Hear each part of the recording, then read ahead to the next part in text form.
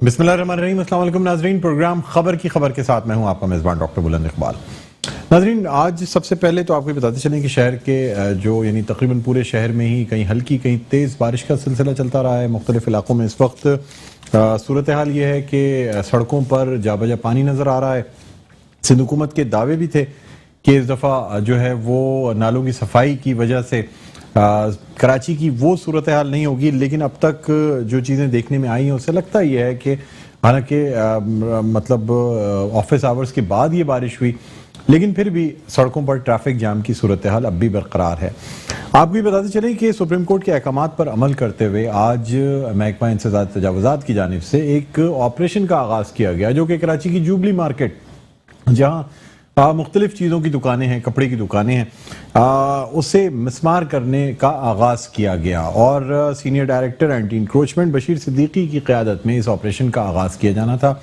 कुछ रोज़ कबल भी इस नाले में गैस भरने की वजह से कुछ दुकानें बैठ गई थीं, और उसके बाद जब एहतजाज का सिलसिला शुरू हुआ तो आपको ये भी बताते चलें कि मुत्तहिदा कौमी मूवमेंट पाकिस्तान के रहनुमा और मेंबर प्रोविंशियल असम्बली ख्वाजा इजहार साहब जो हैं वो पहुँच गए उन ताजरों से यकजहती के लिए भी जिनकी दुकानें मिसमार की जा रही थीं। वक्त लेने का भी मुतालबा किया गया, लेकिन फिर भी फैसला ये किया गया कि 32 दुकानें जो हैं जो बिल्कुल नाले के ऊपर मौजूद हैं उनको तोड़ा जाएगा।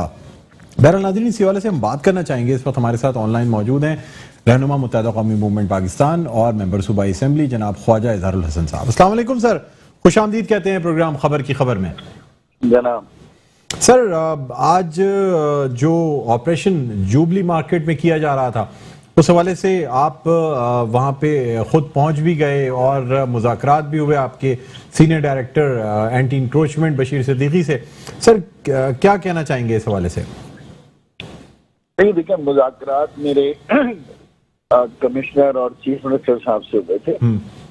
बशीर सिद्दीकी साहब या असिस्टेंट कमिश्नर साहब वो तो ज़ाहिर है काम बजा लाने की जिम्मेदारी थी उनकी, और एडमिनिस्ट्रेटर कराची को मैंने रियलाइज कराया कि ये केएमसी की लीगल अलॉटेड शॉप्स हैं, और अगर ये अलॉटेड शॉप्स आज 50 साल बाद 55 साल बाद अगर यहाँ कोई हादसा भी हुआ है जी, तो आप उन तमाम की तमाम 150 दुकानों को या 100 दुकानों को आप नहीं तोड़ें।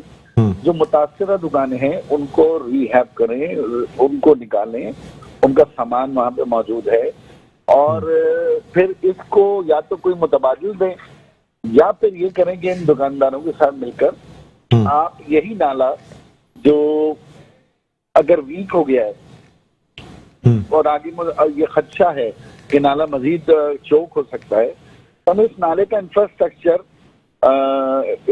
स्टील गर्डर्स के जरिए और जैक्स के जरिए, आर्टिफिशियल फैब्रिकेटेड पिलर्स के जरिए हम इसे मजबूत करते हैं। अब मसला सारा ये कि मसला सिर्फ ये नहीं है, आधे से ज्यादा कराची जो है कहीं केएमसी की मरूने मिन्नत, कहीं कच्ची आबादी की मरूने मिन्नत, कहीं और किसी इदारे की मरूने मिन्नत, वो इस वक्त नालों पर इंक्रोच हो चुका है जी। हमारी सिंध सेक्रेटेरिएट का भी पोर्शन नाले के ऊपर इंक्रोच है, हमारे कोर्ट्स भी इंक्रोच है। तो हमने ये कहा कि इनको बुलाएं, इनको एक तो टाइम दें। कल चीफ मिनिस्टर साहब ने फैसला किया और आज आप मशीनें लेके बनाते दौड़ गए। एक तरीकाकार होता है, बुलाएं, उनको बोले भाई इतने दिन सामान निकालने के होंगे, इतने दिन हम इसको साफ करेंगे, रिहैब करेंगे, और फिर उसके बाद ताजिरों को मौका देंगे, यहाँ तक हम इसे सील करेंगे, बाकी दुकानें हम खोल लें। अब ये तो वो लकीर के फकीरों वाली बात हुई है कि बस जनाब वो चीफ मिनिस्टर साहब ने कह दिया है, तो अभी जो है सारे जो है ना वो उनकी बात के ऊपर खड़े हो गए। कोई प्लानिंग नहीं है, कोई मुज़ाकरात नहीं है, किसी किस्म की कोई बात नहीं। तो मैंने ये रिक्वेस्ट की थी सीएम साहब से भी कि भाई ये अनप्रोफेशनल तरीका। अच्छा, एक जो इमारतें हैं वो हमारी हिंदू कम्युनिटी माइनॉरिटीज के घर हैं, वो इतनी मखदूश हैं कि अगर आपने ये जैक हैमर चलाया तो वो इमारतें शायद गिर ना जाए, खदशा ये भी है। इजहार भाई, आपने ये भी कहा कि सर मुर्तजा वहाब साहब के यानी उनके चूंकि ऐलान हो गया है एडमिनिस्ट्रेटर कराची बनने का, और इस वजह से उन्होंने ये अहकाम जारी किए कि इन दुकानों को तोड़ दिया जाए। देखिए, मेरा उनसे शिकवा साफ ये है मैंने उन्हें फोन किया था और कहा था कि इसके ऊपर एक मीटिंग रख लें डीसी के साथ, हम बैठ जाते हैं और ताजिरों के मफादात को भी प्रोटेक्ट करते हैं। और ये वो मार्केट है जो करोड़ों रुपए पूरे पाकिस्तान में सबसे ज्यादा ये रीजन टैक्स देता है, कराची को भी और पाकिस्तान को भी। तो उन्होंने कहा हाँ ठीक है मैं करता हूँ। उसके बाद उन्होंने फोन ही नहीं उठाया और वहां पर वो काम उसी तरह चलता रहा।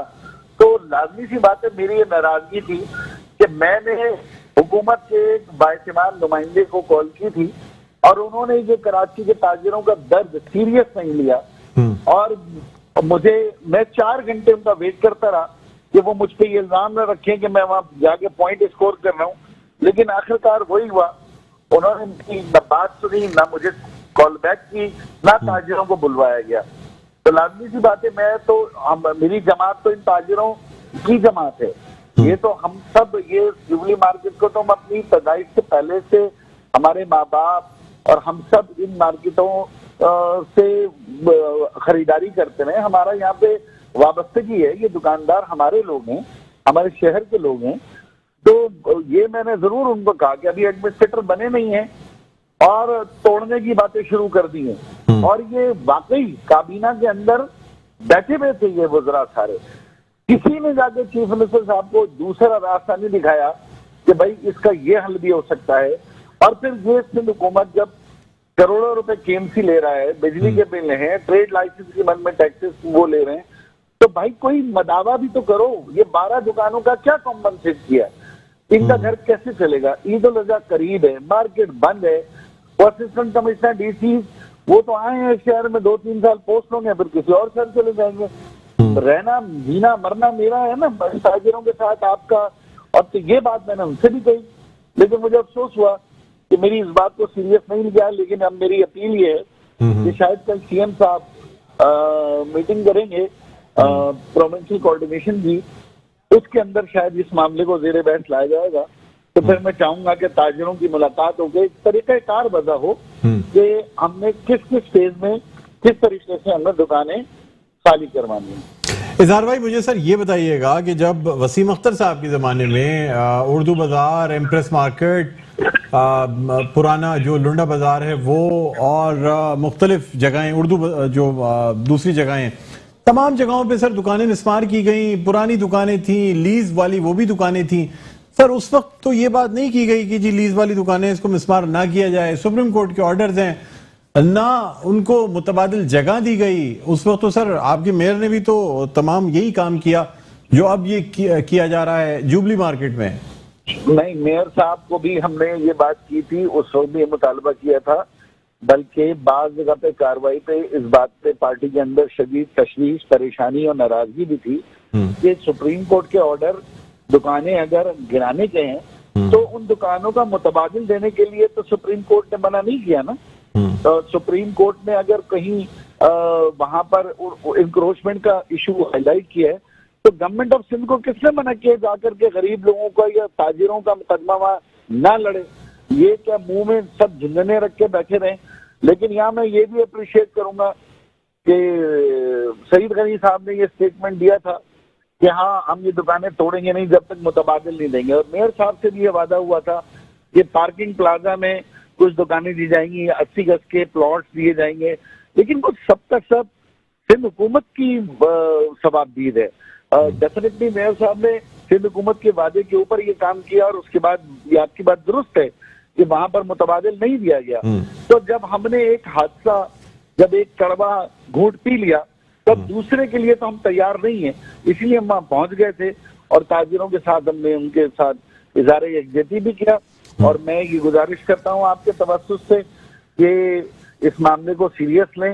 ये ताजिर जो है ना, ये न सिर्फ अपना पेट पालते हैं बल्कि कराची की इकॉनमी में बहुत बड़ा इनका कंट्रीब्यूशन है।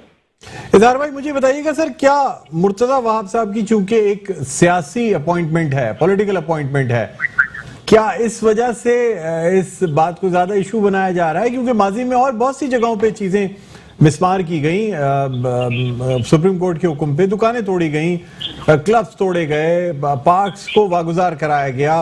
अगर हम अलादीन पार्क की बात करते हैं या पवेलियन एंड क्लब की बात करते हैं, वहां भी दुकानें थी, वो भी तोड़ दी गई। बहुत सारी जगहों पे तो दुकानों को खाली करने का वक्त भी नहीं दिया गया। सर वहां तो कोई ऐसा एहतजाज या कोई ऐसी बात नहीं की गई मुत्तहदा की जानिब से, लेकिन अब मुर्तज़ा वहाब साहब की वजह से क्या इसको मजीद इशू बनाया जा रहा है, क्योंकि एक पॉलिटिकल अपॉइंटमेंट भी है जिसपे मुत्तहदा कौमी मूवमेंट खुश नहीं नजर आती, बल्कि आपकी तरफ से तो बार बार एहतजाज भी रिकॉर्ड कराया जा रहा है। देखिए, मुर्तजा वहाब साहब से हमारी जाती कोई लड़ाई नहीं है। हम समझते हैं कि वो शहर के बेटे होने का हक अदा करें। मसला सारा ये अलादीन पार्क हो या जो पवेलियन है, हमने वहां पे भी ये एहतजाज किया है, मजम्मती बयान दिया है। भाई ये एडवोकेट जनरल की पोस्ट किस लिए होती है सूबे में? अटॉर्नी जनरल की पोस्ट किस लिए होती है? जाके आप कोर्ट से आर्ग्यूमेंट करें ना, गरीब लोगों के बिहाफ पर, आम मुतासिरीन के बिहाफ पर। ये तो बड़ी शर्म की बात है कि ये जो डेवलपर्स हैं ये सुप्रीम कोर्ट में अपना वकील अलग कर रहे हैं, ये जो छोटे बेचारे दुकानदार हैं ये अपना वकील अलग कर रहे हैं। तो फिर ये जो गवर्नमेंट की जो नुमाइंदगी है, लोगों की फंडामेंटल राइट्स की प्रोटेक्शन का जो ओथ उठाते हैं, ये किधर झक मार रहे हैं? ये इतने बड़े बड़े वसाइल और इतनी बड़ी तनख्वाहों से जो एजी ऑफिस हमारे हैं, जिसमें दर्जनों मुलाजमीन हमारे टैक्सों के पैसों से हुकूमत के हर काले करतूत को दिफा तो करने तैयार होते हैं, करप्शन को, गोले गंडे वाले को, पकोड़े समोसे वाले को दिफा करने तैयार होते हैं, लेकिन क्या आम टैक्स पेयर्स को दिफा नहीं कर सकते? तो हमारा बिल्कुल हर मुतासिरीन के साथ हमारा ये वादा है, हम खड़े हैं। लेकिन मैं ये समझता हूँ मुर्तजा वहाब साहब की जात से हमें कोई एतराज नहीं है, लेकिन ये शिकवा जरूर है कि जब कराची के बेटे होने का कोई दावा करे तो वो कराची के साथ खड़ा हो, गोले गंडे पकोड़े वाले समोसे वाले उनके साथ ना खड़ा हो। सर मुझे ये भी बता दीजिए कि लास्ट आपसे क्वेश्चन करना चाहूंगा, पेट्रोल की मसनूआत में इजाफे के हवाले से भी मजम्मती बयान आपकी पार्टी की जानिब से भी जारी हुआ है, क्या कहेंगे सर इस हवाले से? बिल्कुल जनाब, मजम्मत है, बिल्कुल है। मेरा ख्याल है कि काबीना में ये फैसला बिल्कुल हमारे लिए तो ये अजाब बनकर नाजिल होगा। एक तरफ कोरोना है, दूसरी तरफ महंगाई वैसी बढ़ गई है। इस गवर्नमेंट की जो भी चैलेंजेस हैं उसका बेड़ा गर्क तो हम लोगों का हो रहा है ना, आम आवाम का हो रहा है। वकीलों, जागीरदारों, सरमायादारों, उनका तो कुछ भी बेड़ा गर्क नहीं हो रहा। तो मैं समझता हूँ गवर्नमेंट को उसको इससे नजरसानी करनी चाहिए। सर आखिरी सवाल आपसे ही पूछना चाहूंगा कि मतलब सर हुकूमत का हिस्सा होने के बावजूद भी आप लोगों की जानिब से मजम्मत जरूर आती है, हुकूमत अरबाब इख्तियार से या काबीना से बात क्यों नहीं की जाती? सर आप खुद पार्ट ऑफ द गवर्नमेंट हैं, तो ये मजम्मत क्या अपनी ही गवर्नमेंट के लिए की जाती है? देखिए, मसला ये कि हम गवर्नमेंट के इत्तेहादी जरूर हैं। हमारे साथ अलमिया ये है, इस शहर को मैं तो कहता हूँ एमकेएम की जरूरत ही नहीं होनी चाहिए, ना पीपल्स पार्टी को, ना पीटीआई को, ना पीएमएलएन को। ये बार बार इस शहर का दुख, इस शहर का तकलीफ हम दूर करने के लिए तो गवर्नमेंट में जाते हैं। ये हमारे कौन से फेक अकाउंट या हमारी कौन सी प्रॉपर्टियां या हमारी कौन सी मिलें चल रही हैं या हमारे कौन से कर्जे माफ हो रहे हैं? हम तो इस शहर की भलाई के लिए गवर्नमेंट में जाते हैं। हमारे अगर हमें पीपल्स पार्टी तस्लीम नहीं करती तो बनाए कराची को लड़काना और लड़काना को मोंजोदाड़ो बना दिया। अगर कोई फटी गवर्नमेंट उनको हमारे मजम्मत या हमारे उस पे एतराज है या हमारी नुकात की परवाह नहीं है तो वो काम करें कराची में आकर। लोग खुद इस बात को तो रियलाइज करें कि हाँ जी एमकेएम वाले जो है ना वो सिर्फ मजम्मत कर रहे हैं। लोगों को पता है कि एमकेएम कराची को समझती है, कराची के स्टेक होल्डर है, कराची का पेन लेती है।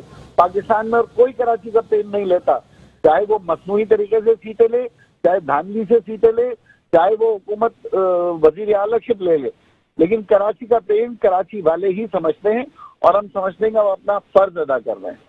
ठीक है, बहुत शुक्रिया ख्वाजा इज़हारुल हसन साहब, आपने प्रोग्राम के लिए वक्त निकाला। नाज़रीन, रहनुमा मुत्तहदा कौमी मूवमेंट पाकिस्तान और मेंबर सूबाई असेंबली ख्वाजा इज़हारुल हसन हमारे साथ ऑनलाइन मौजूद थे। यहाँ एक छोटा सा वक्फा लेना चाहेंगे, वक्फे के बाद दोबारा आपकी खिदमत में हाजिर होते हैं। देखते रहिए प्रोग्राम खबर की खबर।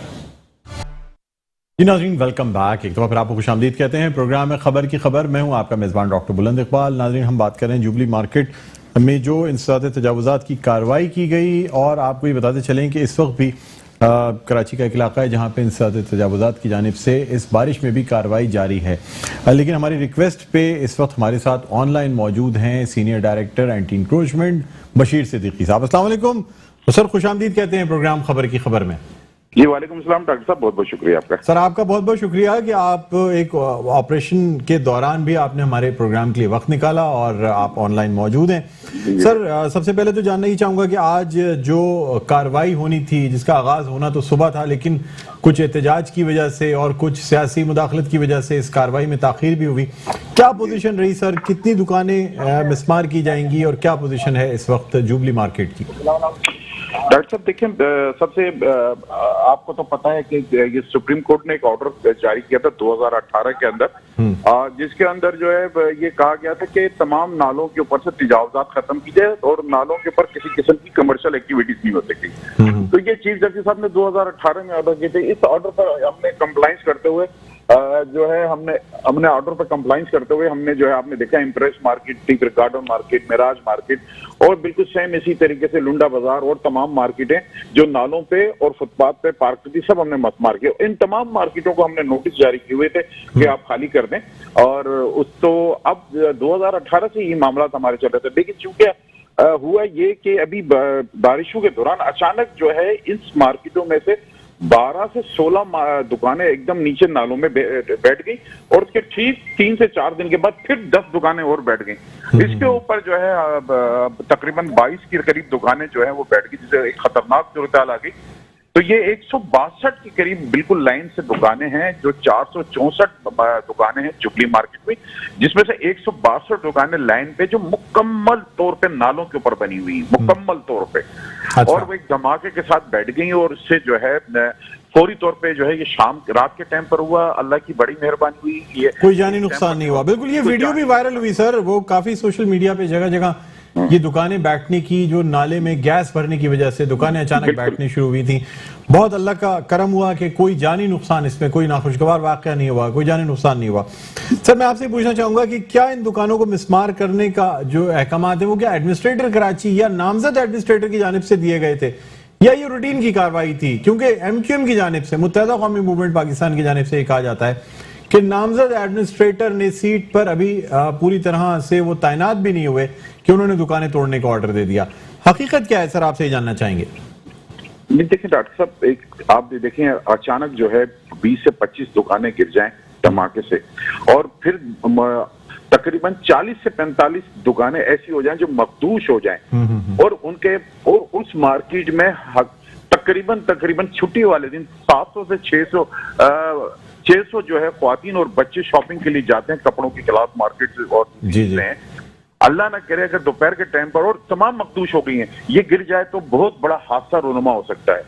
उस पर जो है फौरी तौर पे एडमिनिस्ट्रेटर साहब ने, म्यूनिसिपल कमिश्नर साहब ने फौरी एक्शन लिया कि सेव करें लोगों को, इनकी अपनी जान को। यहां तक हुआ कि वो शॉपकीपर का जो सामान था वो भी नालों में डूब गया। तो सर इसमें जो मोहलत मांगी गई थी कि सामान, आपने कोई नोटिस दिया था इनको दुकानों को मिसमार करने का? दुकानदारों की शिकायत ये कि कोई नोटिस नहीं दिया गया, अचानक से टीवी पे खबरें चली और इंसदाद तजावुजात की टीम जो है वो मिसमार करने पहुंच गई हैवी मशीनरी के साथ। डॉक्टर साहब अगर नोटिस की बात करें तो हम 2018 से 3 साल से नोटिस ही दे रहे हैं इनको कि खाली कर दें।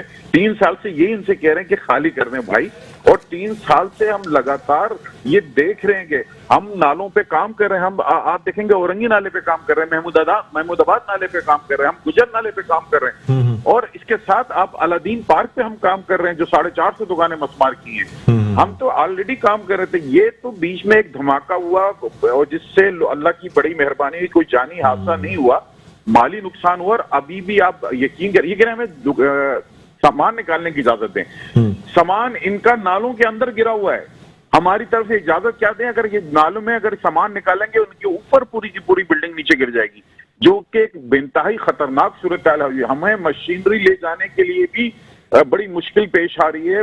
आप यकीन करेंगे आज हमने 3 दफा मशीन लेकर गए और 3 दफा वापस निकाली, फिर हमने लेबर लगा के जो है कुछ दुकानें मसमार की हैं। और अभी भी खतरा ये है, अभी भी बारिश इतनी तेज हो रही है कि हमें अभी डर है कि कहीं आज अभी बारिश से कहीं अभी बैठ न जाए। तो सर जो बाकी दुकानें हैं जिनमें सामान है जो अभी मिसमार नहीं हुई है, क्या उनको सामान निकालने की मोहलत दी जा रही है? सर हमने तो उनको आज भी कहा है कि आप निकाल लें। उन्होंने कहा मैं टाइम दे दें। हमने कहा कल का टाइम दिया आपको, परसों का टाइम दिया, आप 3 दिन का टाइम लें, फौरी सामान निकालें। तो हमने तो उनको आज भी टाइम दिया है। अच्छा, आज सर अच्छा, भी एक लोग एक खदशा सामान ये भी है कि अगर हैवी मशीनरी का हैमर लगा, जो कि बाकायदा हैमरिंग मशीन होती है, बहुत बड़ी मशीन होती है, तो इससे अतराफ की जो बिल्डिंग्स हैं, जो इस पाकिस्तान बनने से पहले की जो बिल्डिंग्स बनी हुई हैं, जो कुछ हिंदू उसको होल्ड किया करते थे पहले, वो पुरानी बिल्डिंग्स हैं और वो भी मिसमार हो सकती हैं। क्या ये बात दुरुस्त है? बिल्कुल डॉक्टर साहब, बिल्कुल ऐसी ही मामला है वहां पर। वहां पे मंदिर भी है, कुछ वहां पर सदरात के कराची मेट्रोपॉलिटन कॉर्पोरेशन के घर बने हुए हैं। बिल्कुल सूरत हाल ये है, अगर हम इन पर हैवी मशीन लगाते हैं तो वो उनकी घरों को भी जो है नुकसान का अंदेशा है। वो बिल्डिंग भी 2-4 इस तरह बनी हुई है, वो उनका भी गिरने का खतरा है।